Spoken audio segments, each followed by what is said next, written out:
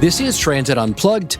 I'm Paul Comfort. Good to be with you and excited today to continue our focus on Canadian technology for the transportation industry. Today's part 2 episode includes my friend Margaret Cullen, who is the Trade Commissioner for the Canadian Consulate in Florida. She's the one that brought this idea to me. And joining her and me is Tim Bigwood, General Manager of Trapeze Workforce Management, Jean-Pierre Baracat, Partner and Vice President at Cysca Technologies, and Brad Cameron, President and CEO of BusPas. Today's episode moves the focus onto safety and how to improve transit systems by tapping into data from bus stops.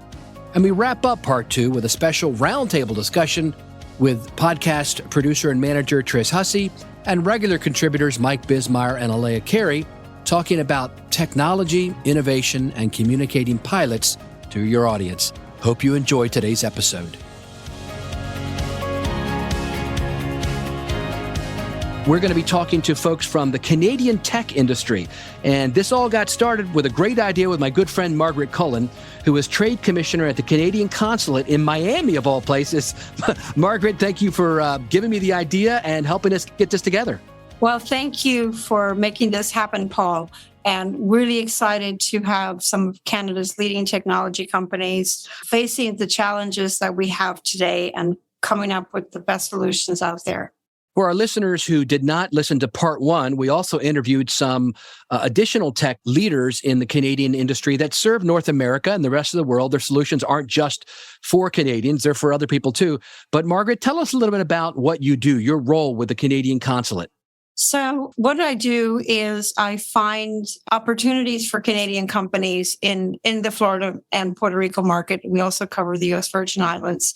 So we work with local partners. We partner with local companies also, constantly going out what we call outcalls and finding out what are the pain points of companies, of municipalities, whatever the case may be, and then finding the best solution. So some ways we're like scouts, but there are a lot of other people like me. We have regional trade offices in Canada, and they know the Canadian company. So they refer, we say we have this opportunity, and then they will come to us and give us help connect us with the best companies.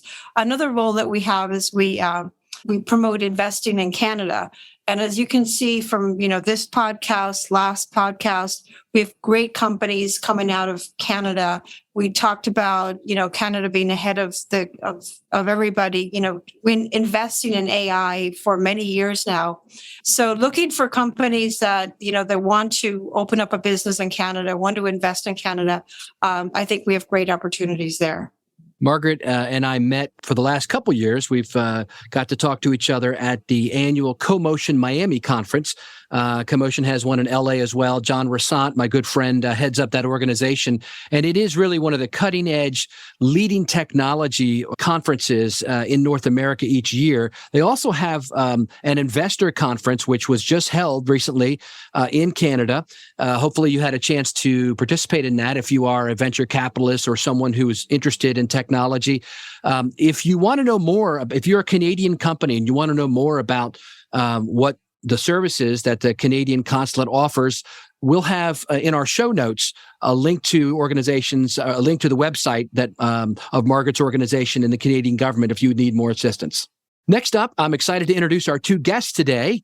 Jean-Pierre Baracat is the partner and VP of BD at Cysca Technologies in the Montreal area. Jean-Pierre, thank you for being with us today. Pleasure being with you. Thanks for having us. Absolutely. And my good friend, Tim Bigwood, who is General Manager of Trapeze's Workforce Management. Trapeze, of course, is headquartered in Mississauga, Canada, just outside of Toronto. Although Tim is located here in the U.S. with me down south a little bit. I'm around Annapolis and Tim's down in North Carolina. Margaret's in Miami. Man, we've got it all the way up the East Coast and then over to Montreal. Tim, thanks for being with us today. Absolutely, Paul. Thank you so much for the opportunity. Look forward to the conversation. Absolutely. And today we're going to talk about 2 really interesting topics that are top of mind for the public transit industry around the world.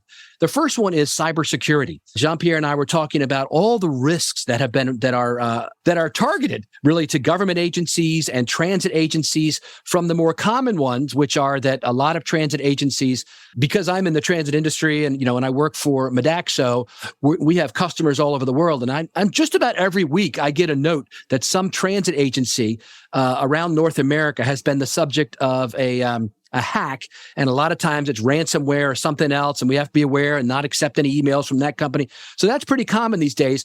But there's something else happening, Jean-Pierre, right now, which is the advent of electric vehicles and the IoT, the Internet of Everything, where everything is connected. Talk to us about that risk and what you see happening right now. Absolutely. And, with the advent, as you mentioned, of electric vehicles, the need for connecting systems is rising more and more. So you need to be able to communicate with the vehicles on a regular basis, getting information from them, eventually even controlling the power consumption, so that you can make sure that the vehicle will be able to come back to the depot safely and with enough power. And so we're connecting just about everything. And whether it's buses, it's trains, switching systems, everything is interconnected now. And a lot of these systems actually are self-controlled in some way. It's a computer that runs this entire thing. So everyone is aware of, informational cybersecurity, let's put it this way, which basically is the cybersecurity of computers and the ransomware that you spoke about. But the element which is somewhat underestimated right now and is starting to be on very much on people's minds is the operational cybersecurity, is making sure that that equipment cannot be hacked and that equipment is safe in every way.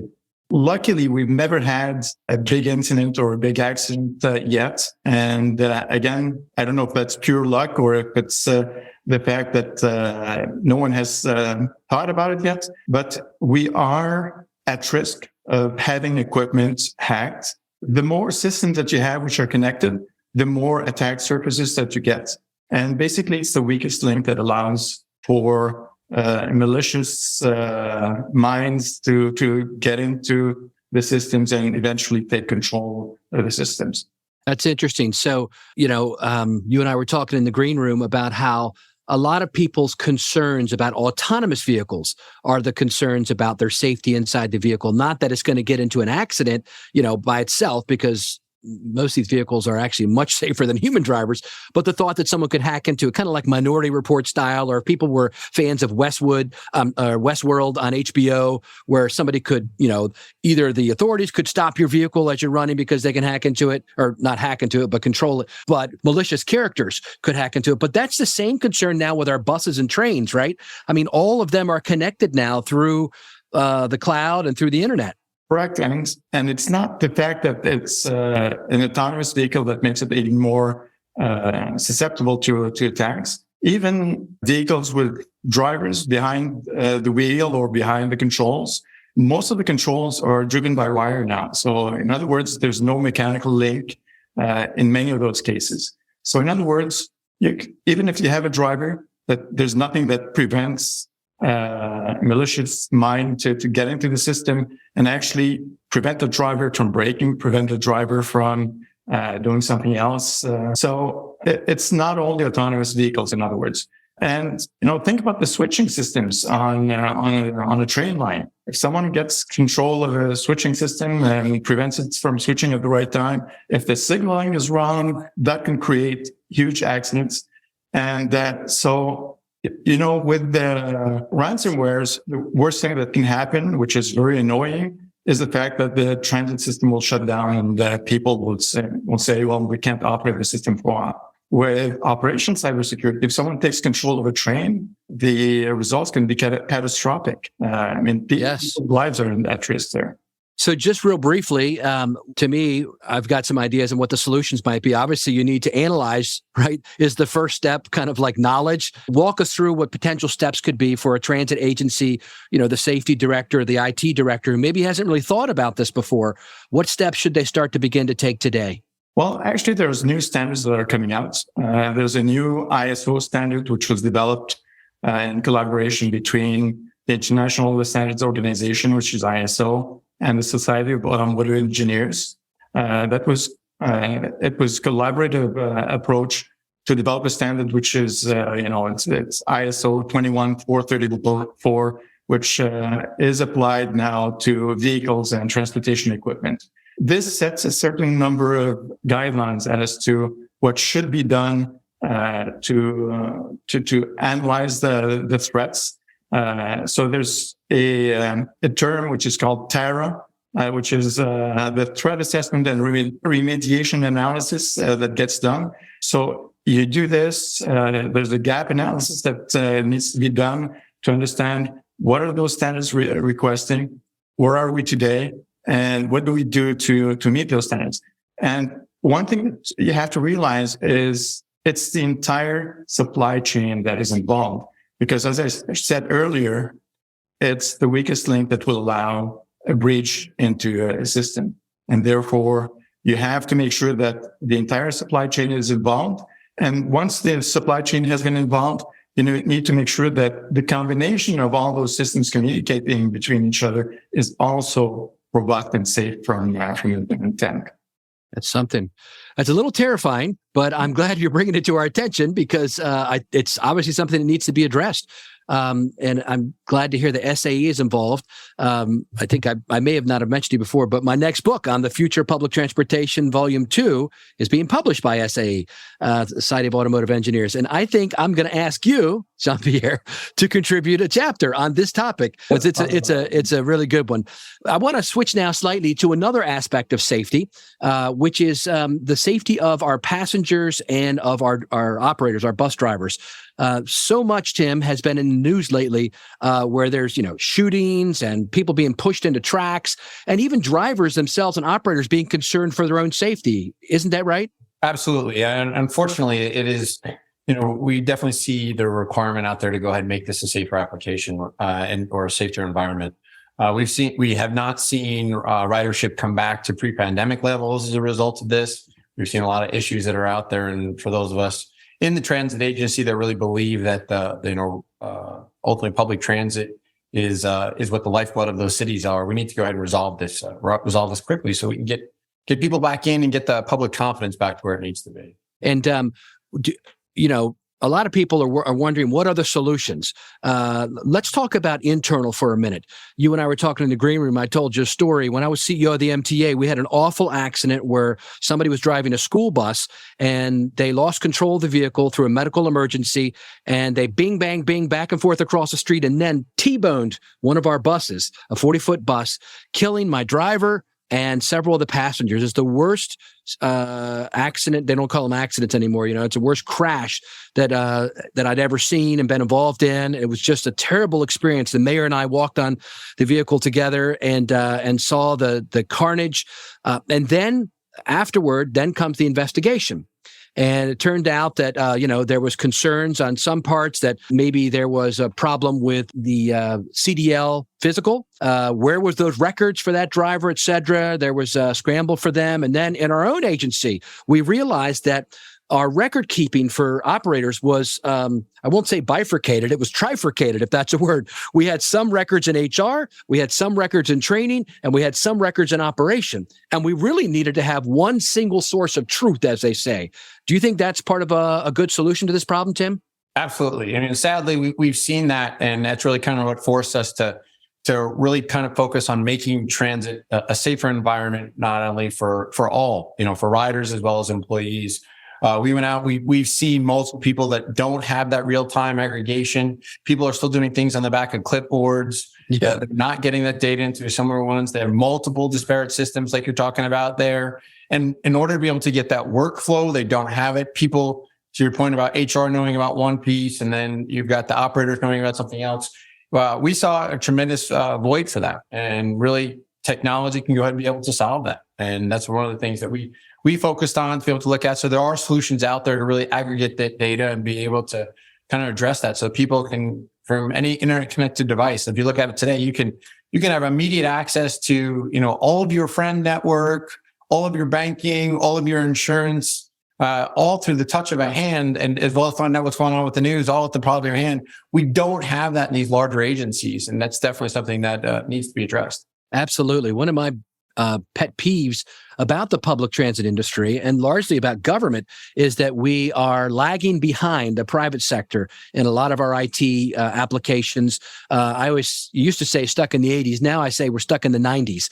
But, you know, I walked the Canadian Transit Agency. I toured them a few years ago and saw that they were still relying on paper and pen to locate where all the vehicles were in the yard instead of having, you know, you need to know where your vehicles are in the yard. That's actually where most accidents occur at most transit agencies, is in their own yard, hitting each other, hitting poles, hitting buildings. It's bad. And so, again, that stuff, I mean, come on, we've had solutions around for 20 years how to solve those issues. Now let's quickly, because we're running out of time, but let's quickly flip over to passenger safety. Do you have any ideas on solutions for that? Yeah, you talked about Minority Report, you know, being ahead of the time to be able to understand when issues are happening. What we've seen is, you know, although the technology exists, it's just a failure for us to be able to recognize trends. When you look at multiple spreadsheets, when you look at multiple pieces on your desk, you can't see what's happening there. By getting all that data into a single solution, especially allowing for riders to be able to go ahead and integrate or interact with that solution, that's going to go ahead and give the leadership and the C-suite to be able to environment understanding where they need to put people to mitigate those risks, so that, again, to your point, we don't have the large report that came out of California with some of the concerns on women being within transportation. They don't want to do it because they don't feel safe. Yes. And being able to measure that and demonstrate that, you know, it's all about data. We talk about going on data, and it's a trust but verify portion of this.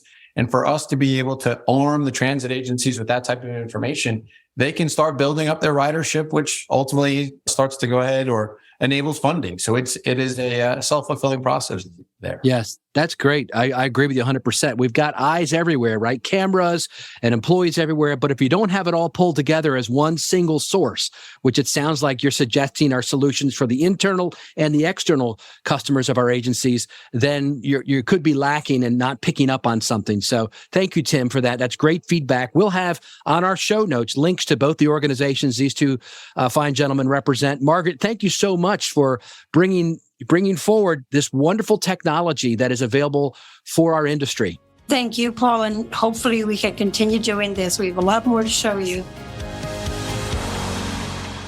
I'm also excited to have with us today Brad Cameron, another technology leader focused on the public transit industry from Canada. Brad is president and CEO of the company BusPas, based in Montreal. Brad, thank you for being with us.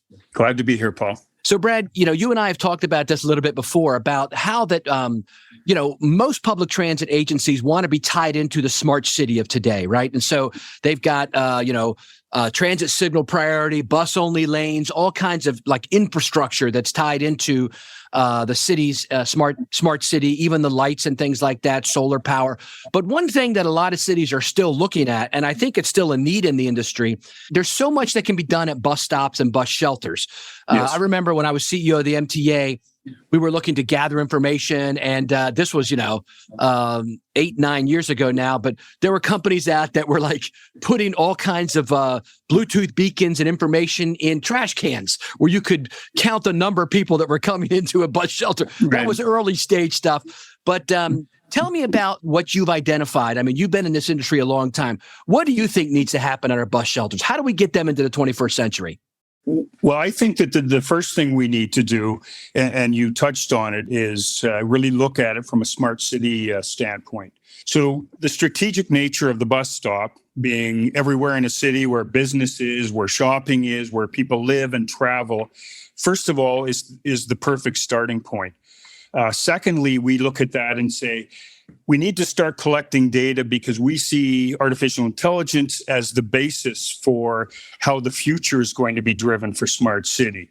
So solar power a bus stop, put it at the most strategic locations in a city, and then start collecting these massive amounts of data through IoT sensors, cameras, speakers, microphones, and then start to apply the algorithms, the AI algorithms on top of that. The other thing that we really believe is going to be important is that we see the bus stop more similar to the like an app store. So if you have bus stops throughout a city, and now you create apps where you might need gunshot detection in a particular corridor, or you may need aggressive behavior in a corridor. You may want, particular smart lighting in particular areas. So now we see it as pull down these different apps and put them where they're needed throughout a city. And you're starting to, provoke more safety features for your riders. You're starting to collect better data. And if you're going to use AI and machine learning, the key to that is all going to be about the data that you collect. So that's really kind of how we see things moving forward. Yeah, that's really good. It ties into the other conversations we've had on this podcast with a couple guys who came on before you, and that is Tim Bigwood, who talked about, making sure that you, in a safety perspective, making sure that you've got all your driver records, your operator records, from their safety training to their physicals, all in one file, one source. And then Jean-Pierre Baracat, who talked about cybersecurity for your assets and making sure that people can't hack into your trains and your buses and your facilities. And now you're talking about really using AI as a way to identify potential threats or problems at bus stops and bus shelters.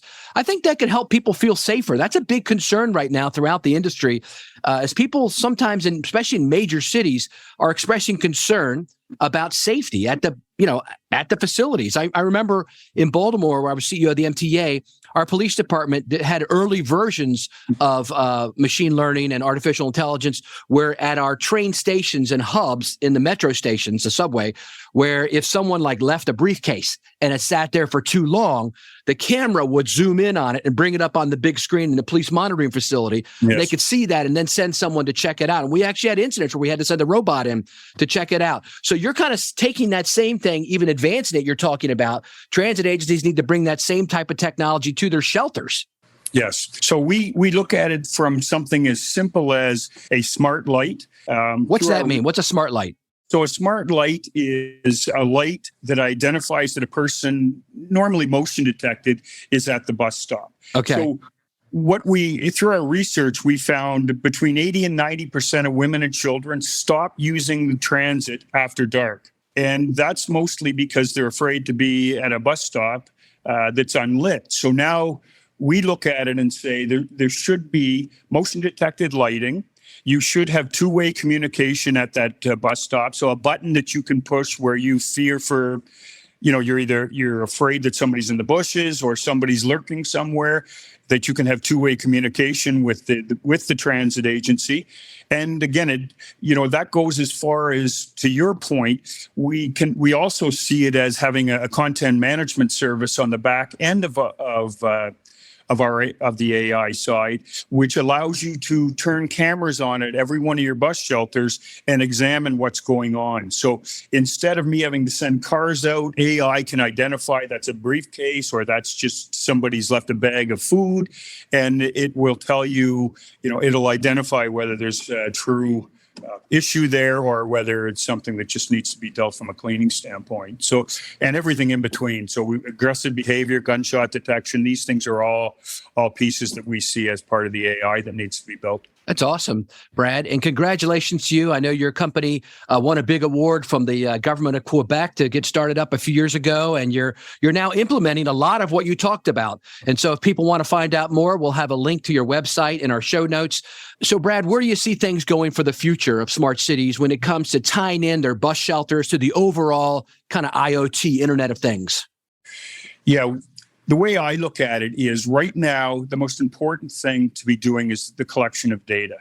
We all understand that data will be the key to the smart city. The efficiencies and the economies of scale that you get from creating a smart city will rely on this data. So no longer will transit agency be unilaterally out doing its own thing. We're looking at bus shelters, pinging snow plows and getting them out if it's snowing in parts of the city, or the different departmental layers of a city. We see smart cities starting to overlap them, and again, transit will be that piece that feeds all the data and is really the building block for the smart city. That's excellent. Thank you, Brad. This has been really futuristic thinking, and I think a lot of transit agencies maybe needed to hear this as they work on kind of what's the next phase for their agency in attracting and retaining riders by getting more information and providing more safety at their bus shelter, safety apparatus, and safety information for the transit agency. Thank you so much. Yes, I really appreciate your time, Paul. Hi, I'm Tris Hussey, producer and editor here at the Transit Unplugged podcast, and I hope everyone's enjoyed this special two-part series on Canadian transit tech innovation. And to wrap things up, I'm here with two of our regular contributors, Mike Bismeyer. Hello, everyone. Thanks for having us, Tris. And Elea Carey. Hey, Tris. Hi, everybody. So what I thought the three of us could do is kind of have that wow, what did we just hear? Debrief kind of thing. These were two really cool episodes.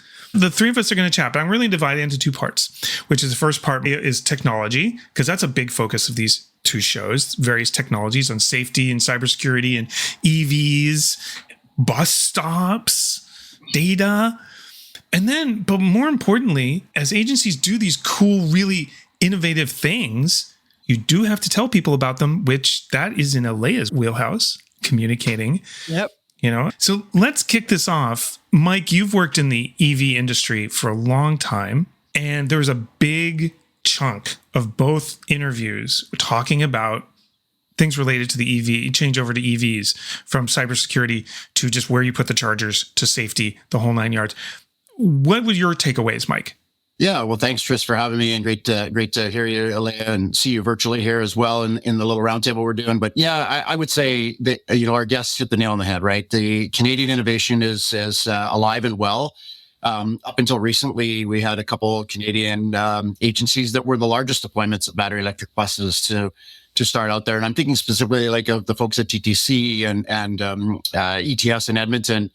With large deployments, both a little bit different. One was a large deployment of one manufacturer, one was multiple, with the idea of sharing that innovative technology sort of throughout Canada with the other agencies, being a first adopter, having regular report outs, hosting field trips for people to come in and learn. I mean, I really think that is the sort of the beauty of our industry, right? It's the sharing and the internal knowledge that we learn from one another. It's the way to do it.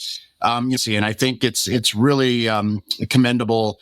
The good people that are championing all this, because we do foster external to other entities or other verticals that are looking at using some of this technology. I mean, if you look at the heavy duty trucking space and some of the other city vehicle space, they're really looking to these transit agencies as a learning partner too on what they're learning on deployments of strategically putting chargers and the learnings and the training they have to implement within the holistic change, right? And I'm going to throw this over to Elea, because I think one of the important parts is really just messaging it out to your external partners. And a lot of teams have marketing departments, but I think even more far reach, as one of the guests mentioned, is really sort of trying to liaison with some of the other public entities, government folks that are responsible for getting maybe the grants or the funding or the political aspect of why we're doing some of these things as well. And Elea, I'm sure you're seeing it every day and helping agencies with that exact message. Yeah, thanks, Mike. And I want to add this to your sort of nod of appreciation to Canadian innovation. What I really heard here and what I experience when I think about and learn about innovation up north from where I am is that it's never innovation for innovation's sake. And one of the things that's really uplifting for me here and really gives me a lot of hope is that this is innovation in the public interest and in the very broad public interest, not just getting people, getting people on the bus, but getting traffic off the roads, getting the air clearer, a larger economic development message. Like this is very ungreedy. It's very pure innovation. And that always makes me feel very positive to listen to. There are a lot of aspects of communications that come up in listening to these segments, and from messaging, for example, as you bring up about pilots and how to talk about these things that are short term and may not work or may work, or that we may build on, how to develop a communications message that is consistent and sustainable and that really engages the public.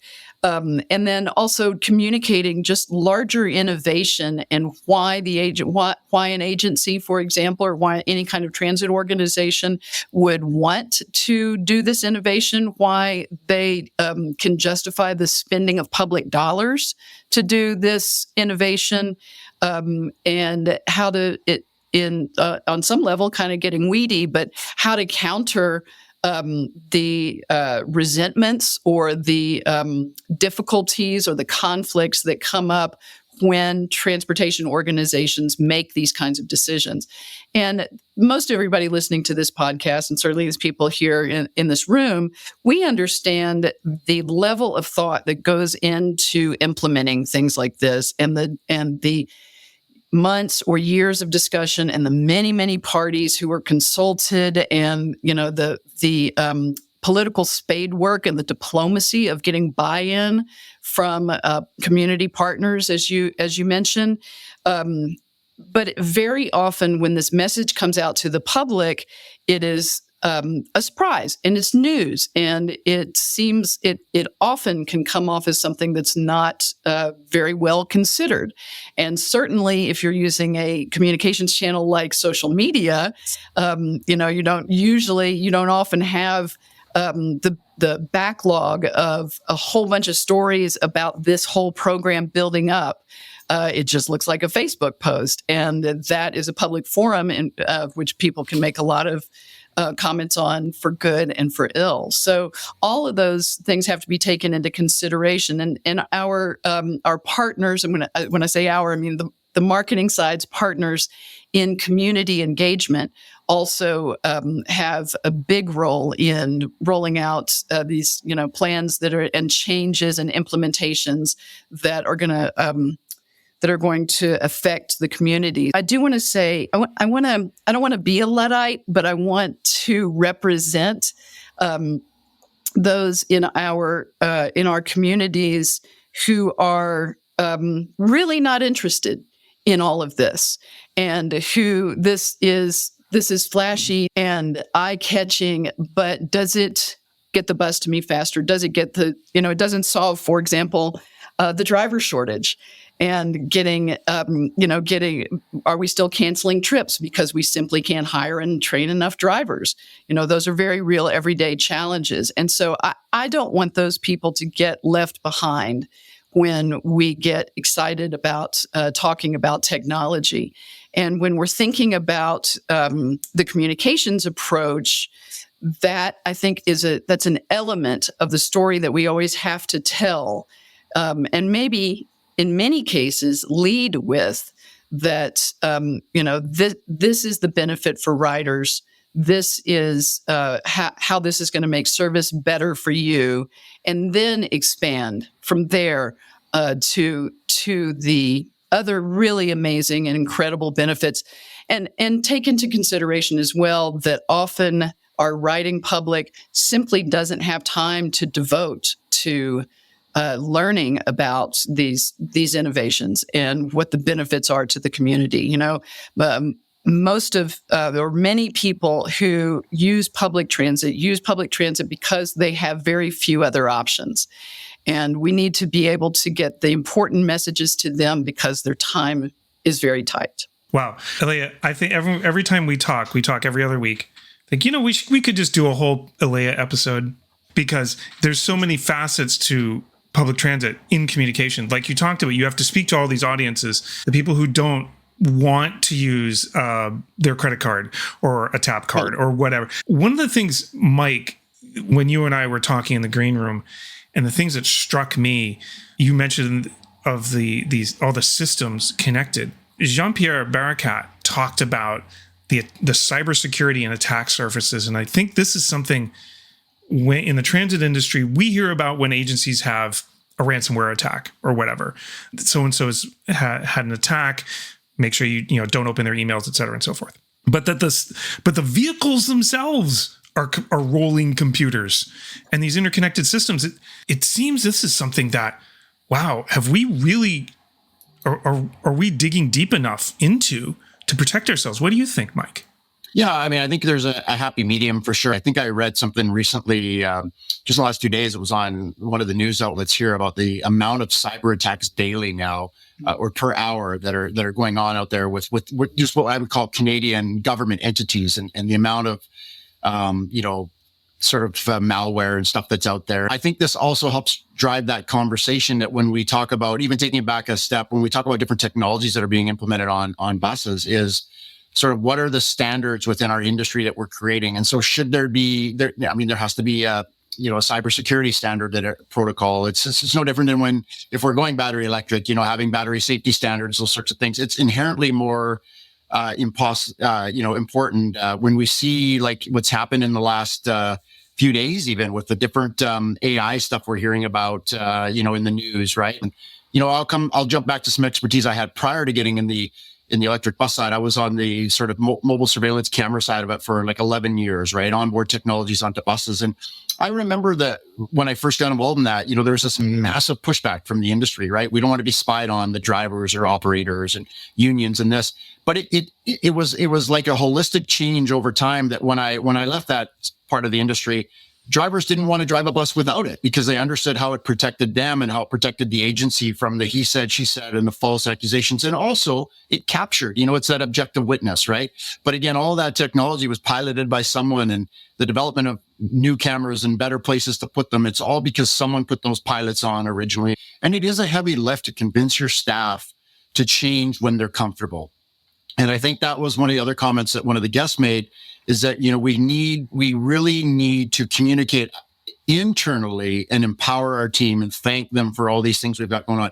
I mean, you talk to any of the large agencies, and they all have no less than probably 10 or 20 pilots of some sort going on throughout their organization. So when you say, oh, we're now going to try this, some agencies, they shake their head and say, how are we going to do this? And some agencies like, bring it on. We'd love to try that. And that's the exciting part of this industry. And I think our skill set is transferable too, which is really nice. When we talk about Canadian innovation, it really does parlay to North American innovation. A lot of our great leaders in the transit agency on both sides, from the business member perspective and from the transit agency perspective, they move unilaterally between Canada and the US, and they take that expertise. And that's really what it's all about, right? And that's exciting too. And getting back just to the innovators for a minute, right? We talk about the great innovators. If you look in Canada specifically, I mean, there's no shortage of who we could name, but just on the bus side, or in the transit side, we've got two of the OEMs. You got New Flyer, you get Nova, two great Canadian. They have to sort of be what I would call propulsion agnostic, right? Because they have to evolve with the technology. They started out as diesel manufacturers, now they're zero emission manufacturers, right? And I'll talk to New Flyer specifically, who just in full. I mean, I've never worked for them. I work for a different OEM, but just being a Canadian, they've integrated with certain companies to help build workforce and an understanding of this new technology. That's innovation itself too, right? Is to try and help, as Elea said, there's a work shortage throughout all the organizations and transit across the board. So I think it's just that, to me, innovation is not always technology, but sometimes the change to support it as well. I'm going to give Elea the last word before we go, because the one thing, here's the question I have for you, Elea. To pilots are super, and sometimes they go great, but I want to end it on a positive note, but with a negative start. What would you do if a pilot didn't work out? How would you communicate that? Well, I think you need to begin with the end in mind, and one of the possible ends being that the pilot won't work out. And so your communications plan needs to begin long before your pilot, and it needs to transparently address the possibility that this pilot might not work out. This is a trial. And you will probably have to repeat that over and over again. Your best forums are probably going to be the public press and your own blogs, your own longer communications, where even if people don't read them or see the stories immediately or look at the whole story immediately, it's there as an archive to go back and you can point to that and say, we started talking about this in April of 2021. And remind people that this is what you were saying, that it might not work out. And what did we learn? Let's come out of this with a lesson. It didn't go the way we thought it was going to go, but I bet we learned something along the way. And it wasn't just that we burned public funds. We learned something, material that will help us and help improve transit. And I think when goodwill is involved of the institutions that are implementing these things, that we always are going to learn something that we can apply to our next stage. It has been great chatting with you both, Elea and Mike, about all these technologies. I mean, the two episodes together really, I think, paint a picture of so much innovation that's going on that's crucial for transportation. Happens to be from Canadian companies, but it's all very crucial. So hope everyone enjoyed this 2-part series, and let us know what you thought on where we post on LinkedIn or on the podcast, so that we can bring you more of these things in the future. So this has been Tris and Mike and Elea for Transit Unplugged. Thank you for listening to this week's episode of Transit Unplugged with our special guests, Margaret Cullen, Jean-Pierre Baracat, Tim Bigwood, and Brad Cameron. And coming up next week on the show, we have another of the interviews Paul recorded while he was at the UITP Global Summit in Barcelona. We have Con Yıldızgöz, who is the head of membership and global operations at UITP. Paul and Con talk about changing travel patterns, micromobility, and even autonomous taxis.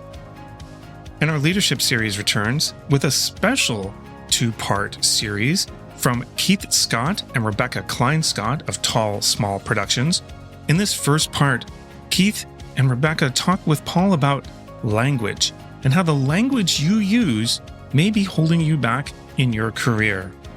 If you have a question, comment, or would like to be a guest on Transit Unplugged, feel free to email us anytime at info@transitunplugged.com. Transit Unplugged is brought to you by Modaxo. At Modaxo, we're passionate about moving the world's people. And at Transit Unplugged, we're passionate about telling those stories. So until next week, ride safe and ride happy.